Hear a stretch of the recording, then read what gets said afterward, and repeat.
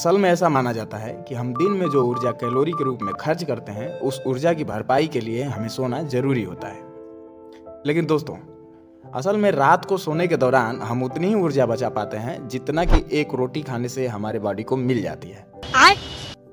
असल में नींद की वास्तविक जरूरत हमारे शरीर को नहीं बल्कि हमारे मस्तिष्क को होती है। क्या बात कर रहे हैं? देखिए, यदि हम लंबे समय तक ना सोएं तो इसका प्रभाव हमारे सोचने समझने की शक्ति पर पड़ता है। बात तो सही है। आप लोगों ने अक्सर पढ़ा या सुना होगा कि शाम के समय जब अंधेरा होने लगता है तो हमारे दिमाग की पीनियल ग्लैंड एक्टिवेट हो जाती है और मेलाटोनिन नामक हार्मोन का स्रावण करती है, जिससे हमें नींद आती है। तू समझा? हाँ। नहीं, तू समझा नहीं।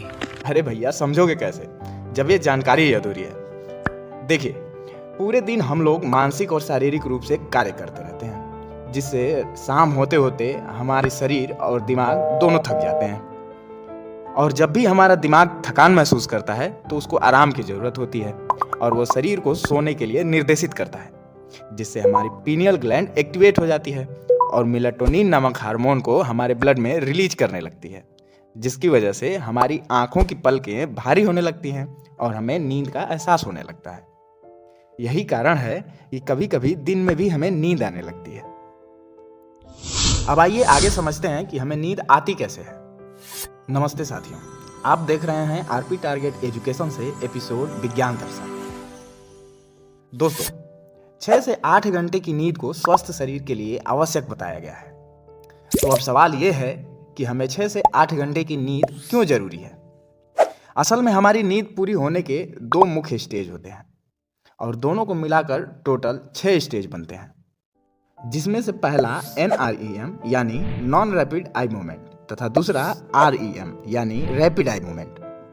अब NREM कुल 5 स्टेजेस में पूर्ण होता है, जो स्टेज 0 से लेकर स्टेज 4 तक होता है।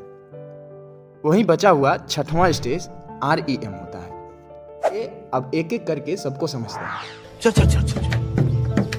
तो हमारे नींद की शुरुआत NREM के स्टेज 0 से होती है, जिसे अवेक स्टेज कहा जाता है। इस स्टेज में हमें नींद जैसा फील होता है।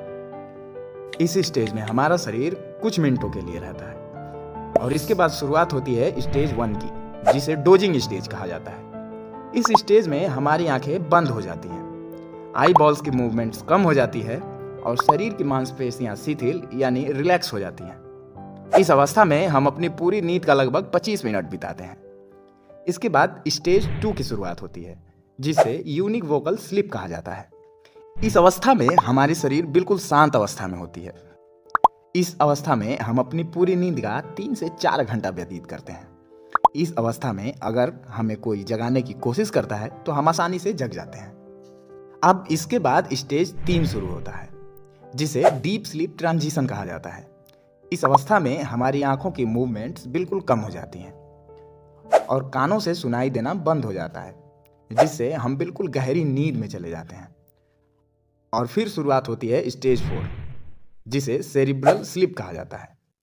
इस अवस्था में हमारे शरीर में अनेक क्रियाएं शुरू हो जाती हैं, जैसे मेटाबॉलिक रेट कम हो जाता है, ग्रोथ हार्मोन का स्रावण अधिक होने लगता है, शरीर की मांसपेशियां बिल्कुल आराम यानी रिलैक्स मोड में चली जाती हैं और आंखों की मूवमेंट्स बंद हो जाती है।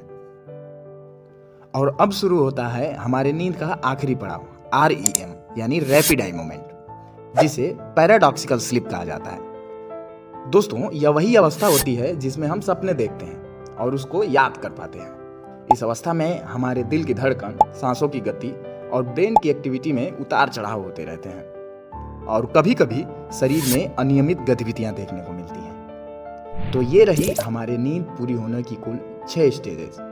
तो दोस्तों, अब तो आप लोग समझ ही गए होंगे कि नींद की इस पूरी प्रक्रिया को पूरा होने में लगभग 6 से 8 घंटे का समय लगता है। यही कारण है कि कहा जाता है कि एक स्वस्थ व्यक्ति को 6 से 8 घंटे की नींद लेना अति आवश्यक होता है। प्यारे साथियों, हमें उम्मीद है कि आप नींद की प्रक्रिया को अच्छे से समझ पाए होंगे। तो अब वक्त हो गया है आपसे विदा लेने का। तो हमें दीजिए इजाज़त। मिलते हैं अगली दूसरी वीडियो में और नई जानकारियों के साथ। नमस्कार।